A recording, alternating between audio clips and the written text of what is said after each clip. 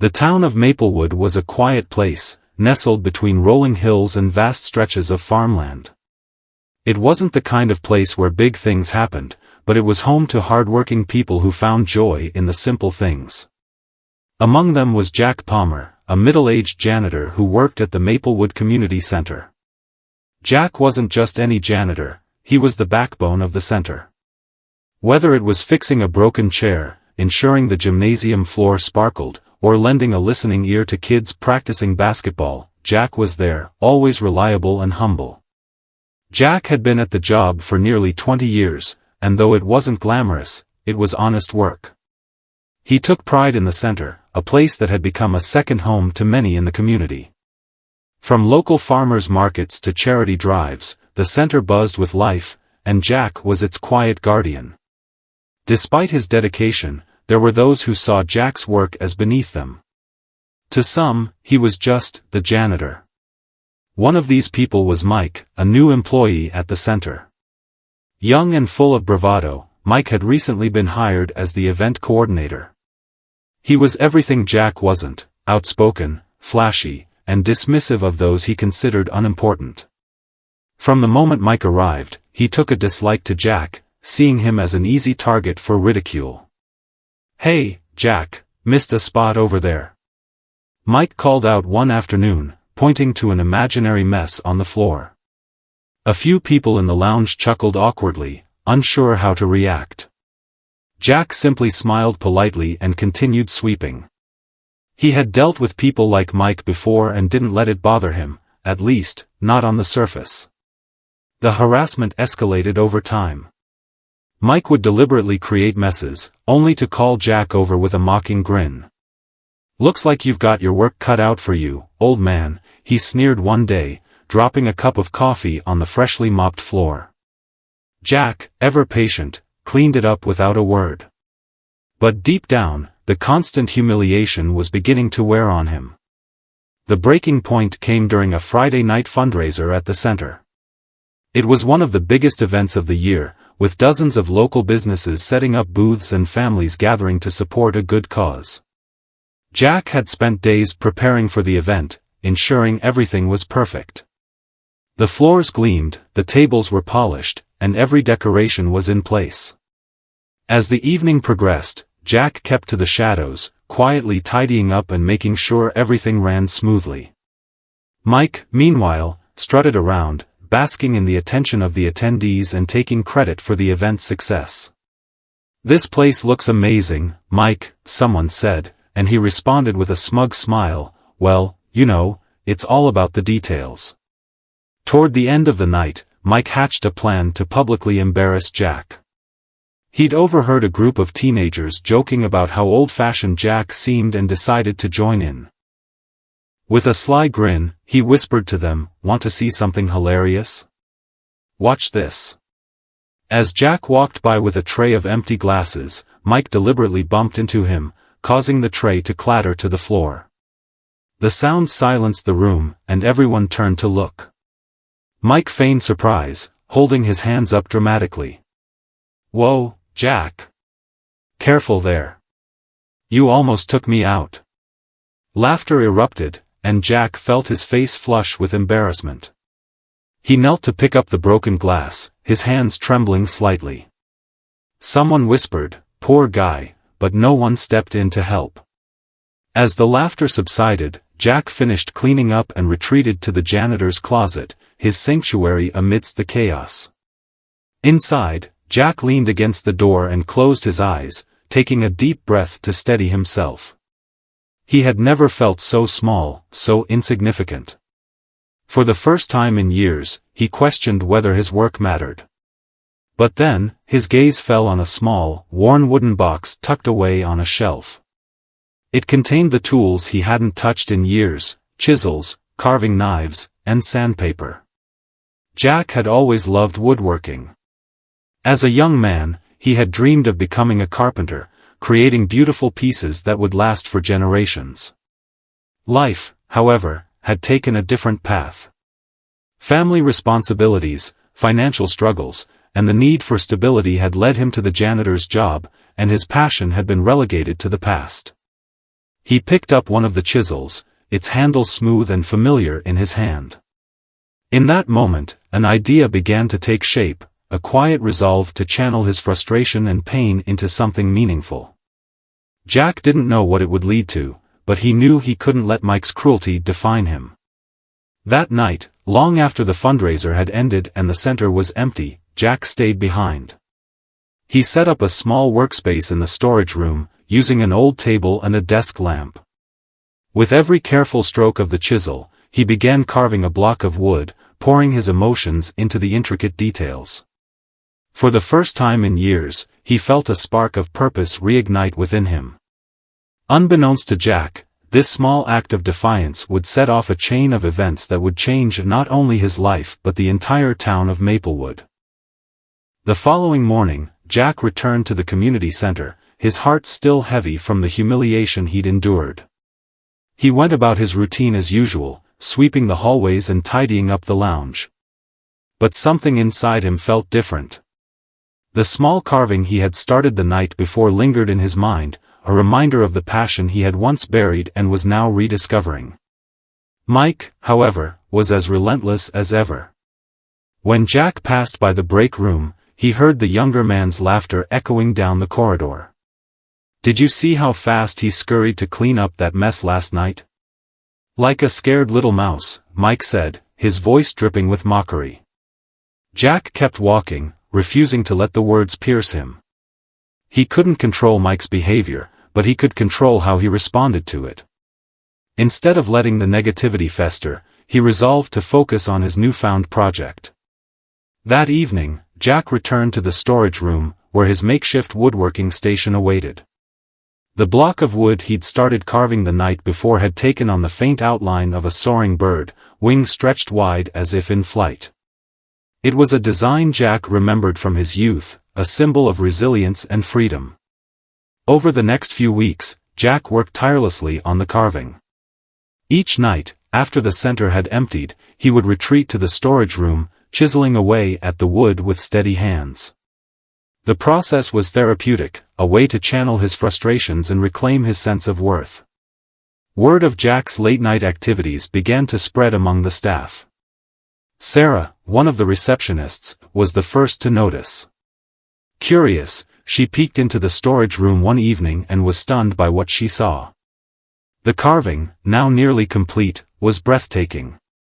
The bird's wings were intricately detailed, each feather meticulously etched into the wood. "Jack," Sarah said softly, her voice breaking the quiet. He turned, startled, but her expression wasn't one of ridicule, it was awe. "This is incredible. I had no idea you could do something like this." Jack shrugged modestly. "It's just a hobby," he said, though the pride in his voice was unmistakable. "It's more than that," Sarah insisted. "You have real talent. You should show this to people." Jack shook his head. The idea of displaying his work felt both thrilling and terrifying. For years, he had convinced himself that his dreams didn't matter, that his only role was to keep the floors clean and the lights working. But Sarah's words planted a seed of hope. The opportunity to showcase his talent came sooner than Jack expected. The Maplewood Spring Fair was just around the corner, an event that drew people from all over the county. Vendors sold handmade goods, local musicians performed, and the community came together to celebrate. Sarah suggested that Jack set up a booth to display his carvings. At first, Jack hesitated. The thought of putting himself out there, of risking further humiliation, was daunting. But as he looked at the nearly finished bird, he felt a surge of determination. This wasn't just about proving Mike wrong, it was about reclaiming his identity, about reminding himself and others that he was more than his job title. With Sarah's encouragement, Jack threw himself into the project. He spent every spare moment carving, creating an entire collection of wooden sculptures. There were animals, intricate floral designs, and even a small replica of the community center. Each piece told a story, reflecting the hours of care and emotion Jack had poured into his work. Meanwhile, Mike continued his antics, oblivious to Jack's secret efforts. He strutted through the halls with the same arrogant confidence, cracking jokes at Jack's expense whenever he could. "What's the janitor up to now?" Polishing his mop, he quipped one afternoon, eliciting forced laughter from a group of staff members. But Jack no longer flinched at the remarks. He had found something that grounded him, something that made the noise around him fade into the background. As the day of the fair approached, Jack worked late into the night to complete his final piece, a life-sized carving of an eagle, its talons gripping a branch and its eyes fierce with determination. It was his most ambitious project yet, and as he stepped back to admire it, he felt a swell of pride. When the fair finally arrived, Jack's booth was tucked away in a quiet corner, overshadowed by the more prominent displays. At first, only a trickle of visitors stopped by, curious about the wooden sculptures. But as the day went on, word began to spread. "Have you seen the carvings over there? They're incredible," one attendee said to another. Soon, a small crowd had gathered around Jack's booth. People marveled at the intricate details, running their fingers over the smooth wood and admiring the craftsmanship.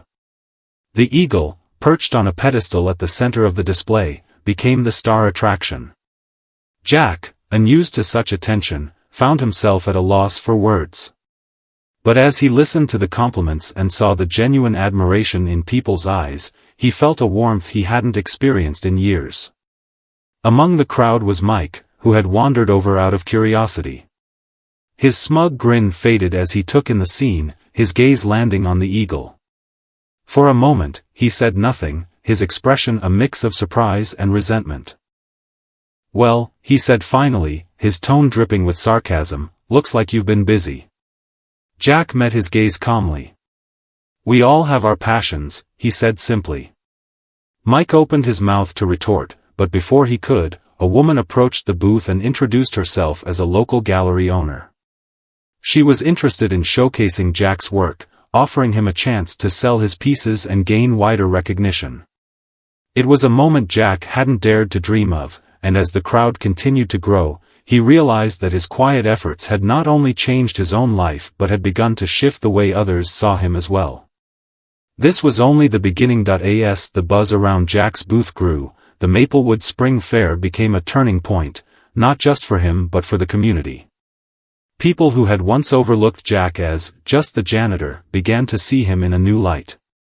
His carving sparked conversations, not just about art but about the importance of hidden talents and the value of perseverance.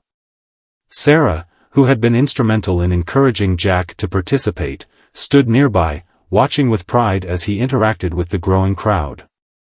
She noticed how Jack's posture had changed. He stood taller, his shoulders no longer hunched under the weight of past humiliations. By mid-afternoon, Jack's booth had become one of the most popular at the fair. Families stopped to admire the carvings, and children pointed excitedly at the eagle centerpiece, its fierce expression captivating their imaginations. A few visitors even made purchases, choosing smaller pieces to take home as keepsakes. For Jack, it wasn't about the money, it was about the validation, the acknowledgement that his work had meaning. But not everyone shared the crowd's enthusiasm. In the distance, Mike watched the scene unfold, a sour expression on his face. He had spent the fair basking in his usual bravado, taking credit for organizing the event and relishing the attention. Yet now, all eyes were on Jack. Unable to contain his frustration, Mike sauntered over to the booth, feigning casual interest. "Nice work," he said, his tone insincere. "Didn't know you had it in you." Jack didn't rise to the bait. He simply nodded and continued speaking to a young couple admiring one of his pieces. This only fueled Mike's irritation. He glanced at the eagle sculpture, its powerful form drawing the admiration of everyone around it. An idea formed in his mind, a petty, vindictive plan to reclaim the spotlight. Later that evening, as the fair began to wind down, Mike lingered near Jack's booth. Most of the attendees had moved on to other attractions, and Jack was busy packing up his carvings. Taking advantage of the moment, Mike approached the eagle sculpture, his hand reaching out as if to examine it more closely.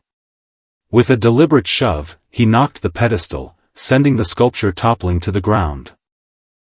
The sound of splintering wood echoed through the air, and Jack froze, his heart sinking as he turned to see the damage. The eagle lay in pieces, its wings cracked and its intricate details marred by the fall. A hush fell over the few remaining fairgoers who had witnessed the act. Mike stepped back, feigning innocence. "Oops," he said with a shrug. "Guess it wasn't as sturdy as it looked." For a moment, Jack felt a surge of anger rise within him. But instead of lashing out, he took a deep breath, his hands clenching at his sides. He knelt by the broken sculpture, gently running his fingers over the splintered wood. The eagle, which had symbolized his resilience, now lay shattered, but Jack knew its spirit wasn't lost. Before he could respond, Sarah appeared, her eyes blazing with fury. "What is wrong with you?" she demanded, stepping between Jack and Mike. "How could you do something so childish?" Mike scoffed, but the growing crowd was no longer laughing with him. Instead, murmurs of disapproval rippled through the onlookers. "That's not right," someone said. Jack put his heart into that. A small boy, clutching a wooden carving of a bear he had bought earlier, tugged at his mother's sleeve. "Why did that man break the eagle?" he asked, his voice filled with confusion. Mike's smug expression faltered as the weight of the crowd's judgment settled on him. For the first time, he realized he wasn't in control of the narrative. Jack stood slowly, brushing sawdust from his hands. He met Mike's gaze, his voice calm but firm. "The difference between us, Mike, is that I create things. You destroy them. But what you can't destroy is the meaning behind what I do." The words hung in the air, and the crowd began to applaud, their claps growing louder as more people joined in. Mike's face turned red, and he mumbled something under his breath before slinking away. Sarah placed a reassuring hand on Jack's shoulder. "We can fix this," she said, her voice gentle. "You've overcome so much already, this is just one more challenge." Jack nodded, determination flickering in his eyes. He wasn't going to let one act of sabotage undo everything he had worked for. That night, he brought the broken eagle back to his workshop, spreading the pieces out on the table. It would take hours of careful work, but Jack was ready for the task. Word of the incident spread quickly, and by the next day, the community rallied behind Jack. People stopped by the community center to offer their support, some bringing supplies, others simply sharing words of encouragement. One local craftsman even volunteered to help Jack restore the sculpture, lending him tools and expertise. Meanwhile, Mike faced consequences for his actions. The center's board of directors, who had heard about the incident, called him in for a meeting. They reprimanded him for his unprofessional behavior, suspending him from his position pending further review. For the first time, Mike was forced to confront the repercussions of his arrogance. As Jack worked on repairing the eagle, he found himself reflecting on the events of the past few weeks. What had started as a private act of defiance had grown into something much larger. His carvings had not only given him a sense of purpose but had also brought the community together, sparking conversations about kindness, respect, and the hidden talents within everyone. When the eagle was finally restored, Jack decided to donate it to the community center as a permanent display.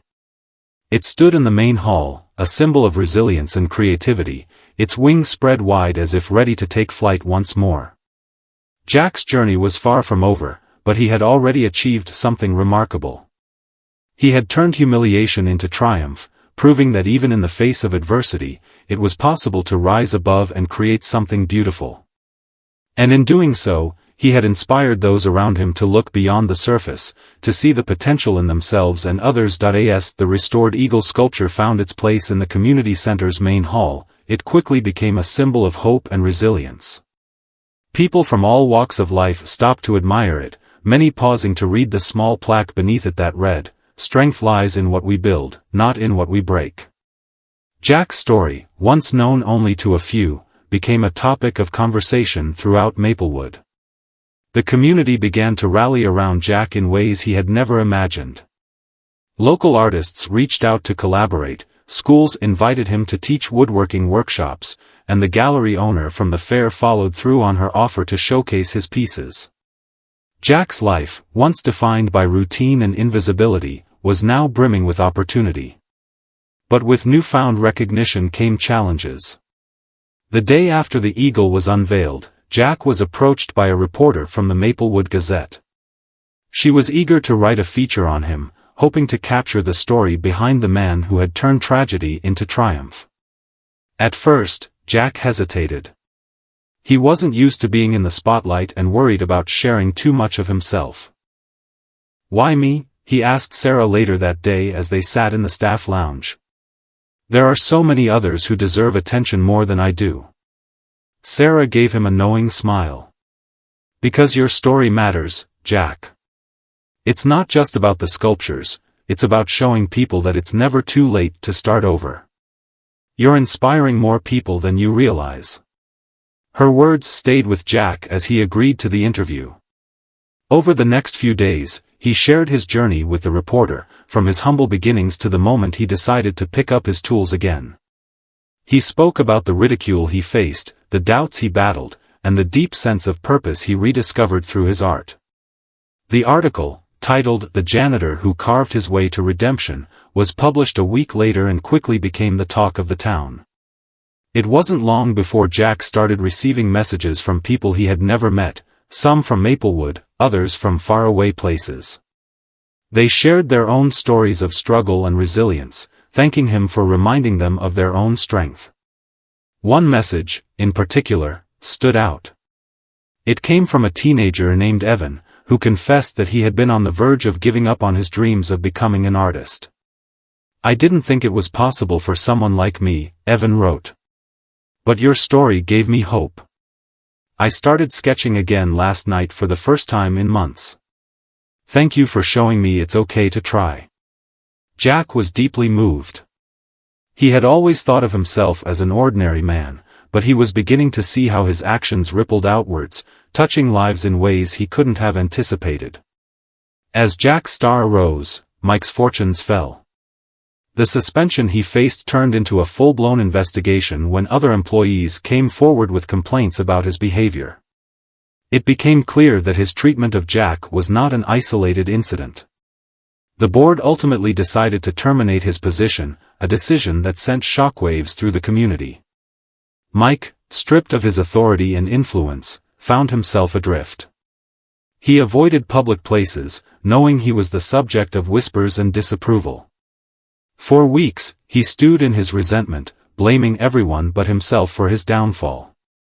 But one day, something unexpected happened. Mike received a letter in the mail. It was from Jack. Inside was a short note and a small wooden carving of a phoenix, its wings ablaze with intricate flames. The note read, "Mike. We all fall, but what matters is how we rise. I hope this reminds you that it's never too late to change. Jack." Mike stared at the carving for a long time, his emotions a jumble of anger, shame, and something he hadn't felt in years, humility. He didn't know why Jack would extend such an olive branch after everything he had done, but the gesture stuck with him. For weeks, Mike wrestled with his thoughts. Slowly, he began to take stock of his actions, realizing how his arrogance and insecurities had led him to hurt others.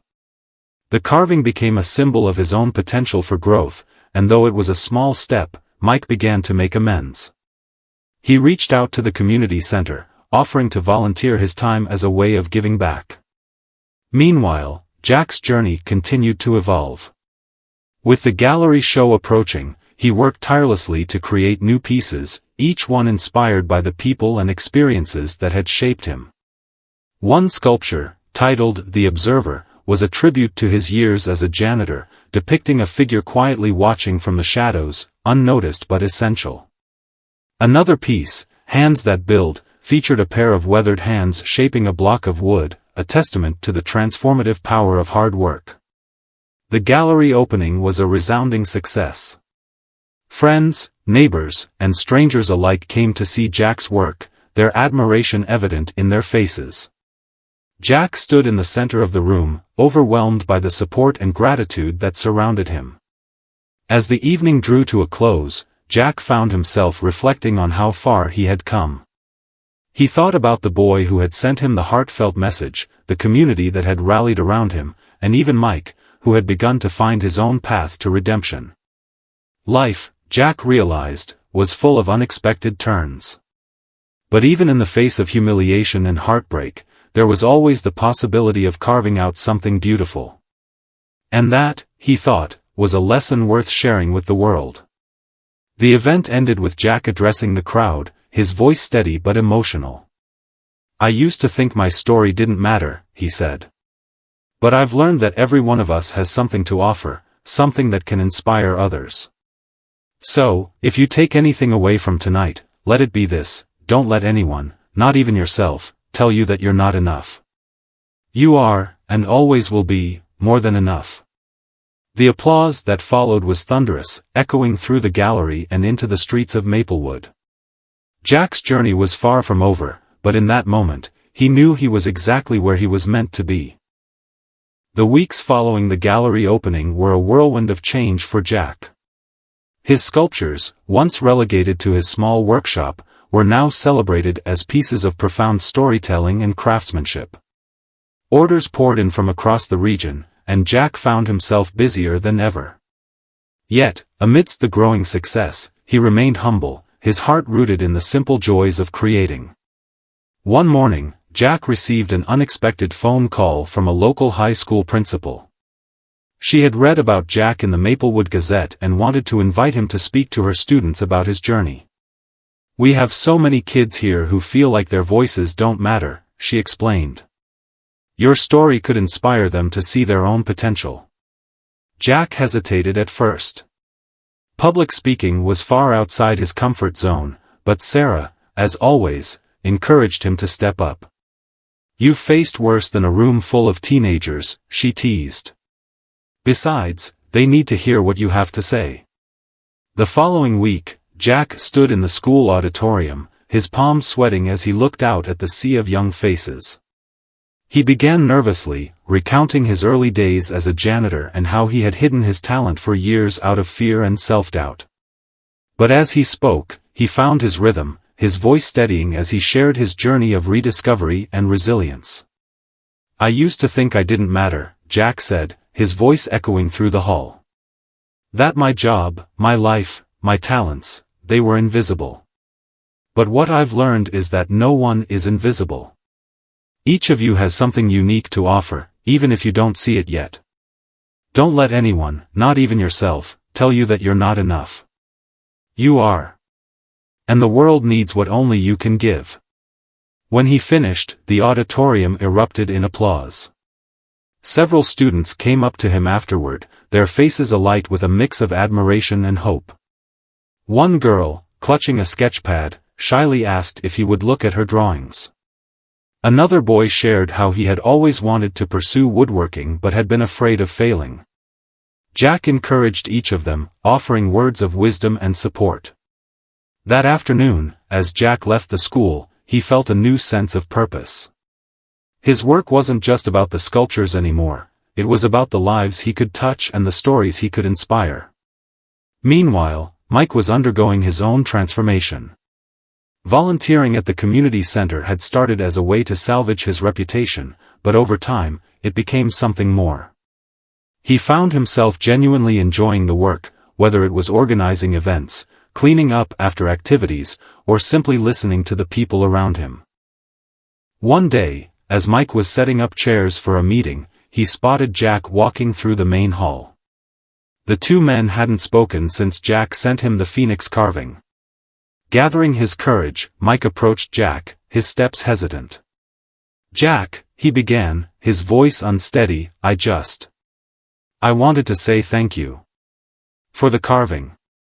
And for giving me a second chance when I didn't deserve it." Jack studied him for a moment, then offered a small smile. "We all make mistakes, Mike. What matters is what we do next." Mike nodded, visibly relieved. I'm trying to be better. I just hope it's not too late. It's never too late, Jack replied, clapping him on the shoulder. As the seasons changed, so did Maplewood. The once overlooked community center became a hub of activity, thanks to the collective efforts of its members. Jack's carvings adorned the walls, each piece telling a story of resilience, hope, and transformation. Mike, now a full-time volunteer, had become an advocate for kindness and community support, often citing Jack's influence as the turning point in his life. Jack's personal life also took an unexpected turn. During a community art event, he met Emma, a local photographer with a keen eye for capturing moments of human connection. They bonded over their shared love of storytelling and soon found themselves spending more time together. Emma's encouragement and warmth brought a newfound joy to Jack's life, and their budding relationship became another chapter in his journey of rediscovery. One evening, as Jack and Emma walked through the town square, they passed by the community center. The eagle sculpture, illuminated by the soft glow of streetlights, stood proudly in the main hall. Jack paused, his gaze lingering on the piece that had come to symbolize so much. You know, Emma said, breaking the silence, that eagle isn't just a carving anymore. It's a beacon. It's what people see when they need to remember their own strength. Jack nodded, a quiet smile on his lips. I never thought I'd be the one to create something like that. But maybe that's the point. None of us really know what we're capable of until we try. As they continued their walk, Jack reflected on how far he had come. His journey had been anything but smooth, filled with setbacks, doubts, and unexpected turns. Yet, through it all, he had learned to embrace the challenges, finding beauty not just in the finished product but in the process itself. For Jack, life was no longer about staying in the background. It was about stepping forward, carving out a path that was uniquely his own, and helping others find theirs along the way. As the years passed, Jack's legacy in Maplewood deepened. His carvings became more than works of art, they were stories etched into wood, each piece a testament to resilience and redemption. The eagle sculpture, now a landmark, drew visitors from neighboring towns, all eager to hear the story of the janitor who had carved his way into the heart of the community. But Jack remained grounded, choosing to focus not on fame but on the connections he could forge through his work. One brisk autumn morning, Jack stood in his workshop, the scent of freshly sanded wood filling the air. His hands, once calloused from years of janitorial work, now moved with precision and purpose. On his bench lay a block of walnut, partially shaped into a tree with intertwining branches, each one extending outward as if reaching for the sky. It was a commission for the town library, meant to symbolize the growth and interconnectedness of knowledge. As he worked, Jack's mind wandered to the people who had entered his life since his journey began.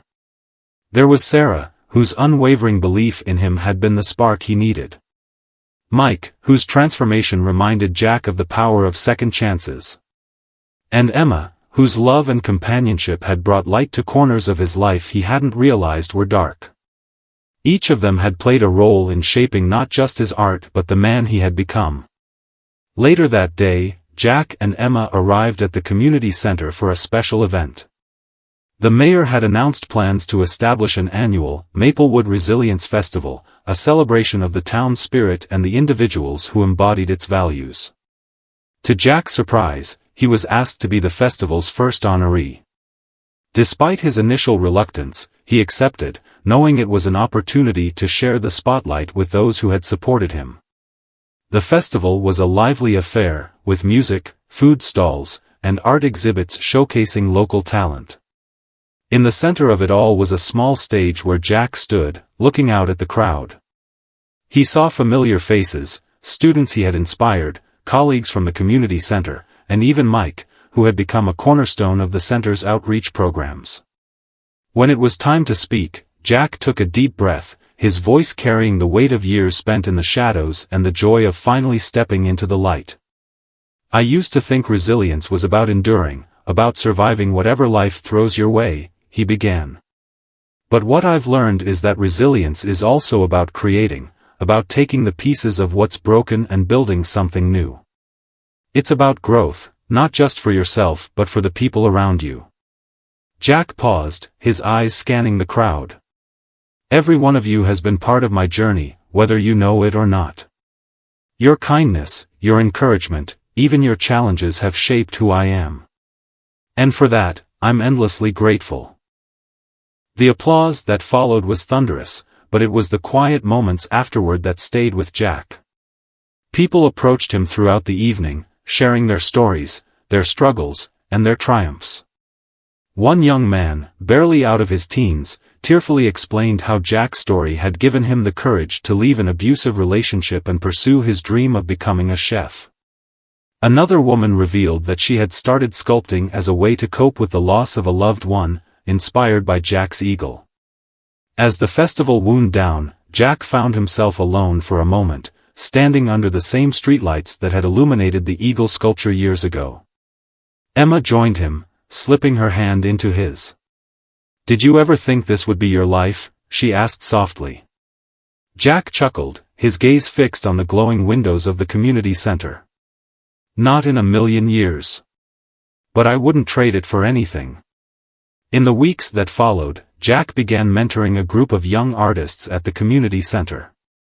He saw himself in their hesitations, their uncertainty about their worth, and he made it his mission to help them see the value in their voices and their work. Together, they transformed a neglected park into a haven of creativity, filling it with sculptures, murals, and spaces for storytelling. One day, while walking through the park, Jack stumbled upon a small plaque beneath a newly planted tree. It read, "In honor of Jack Hollis, who taught us that the greatest art is the life we build." Jack's breath caught in his throat as he read the inscription. He looked around, taking in the laughter of children, the hum of conversation, and the gentle rustle of leaves. It was a moment of quiet triumph, a reminder that his legacy wasn't just in the wood he carved but in the lives he touched. As the sun dipped below the horizon, casting the park in a warm, golden glow, Jack felt a deep sense of peace. His life had been far from perfect, but it was full of love, purpose, and the understanding that even the smallest acts of resilience could ripple outward, creating waves of change. Jack turned toward Emma, who was capturing the scene with her camera. "Ready to head home?" she asked, smiling. "Yeah," Jack replied, his voice steady and content. "But first, let's take the long way. I want to see it all one more time."